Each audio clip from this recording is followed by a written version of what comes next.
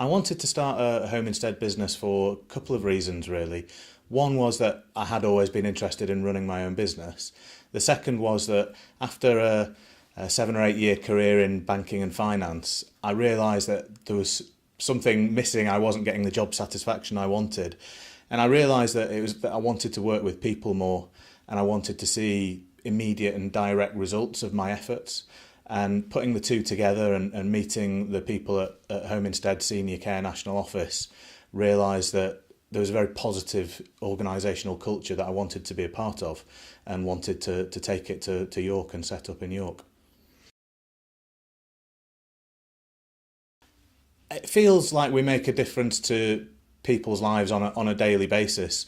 Just the phone calls we receive from potential clients, you can hear the stress in somebody's voice, and they feel very alone. Perhaps they're a relative of somebody suffering from dementia or Alzheimer's, and as soon as they realise that actually that's something we deal with on a daily basis, and that they're not alone, because there's thousands of families out there that are going through a similar thing. You make it a difference from the very start, and then once we actually start delivering our services and providing companionship or home help in somebody's home, and providing somebody that they can trust and get to know and really get on with, it makes a huge difference to the person receiving the support, but also the families, because it does provide some respite and reassurance to them. We get involved in the local community on a few different levels, really.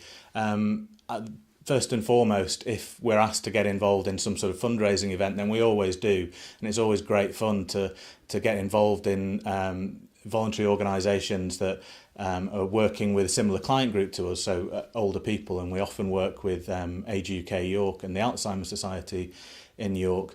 But on a slightly different level, everybody in our team, caregivers and the office-based team, get to know the opportunities, recreational opportunities in the local community, so we can share those with our clients.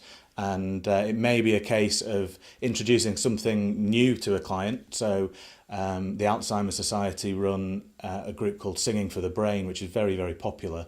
But until somebody has been diagnosed with Alzheimer's, they won't be aware of that. But also helping people get back to doing something that they used to do before they had some form of illness.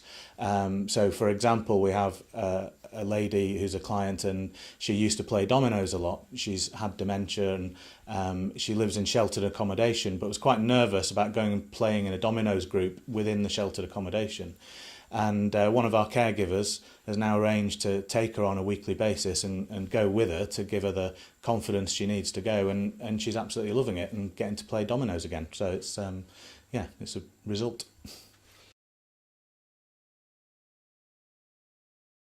I think the key difference about the quality of our care, and the thing that makes Home Instead different, is the people. Our caregivers, our staff in the office who support our caregivers, they all really want to make a difference, and they completely bought into our mission of changing the face of ageing.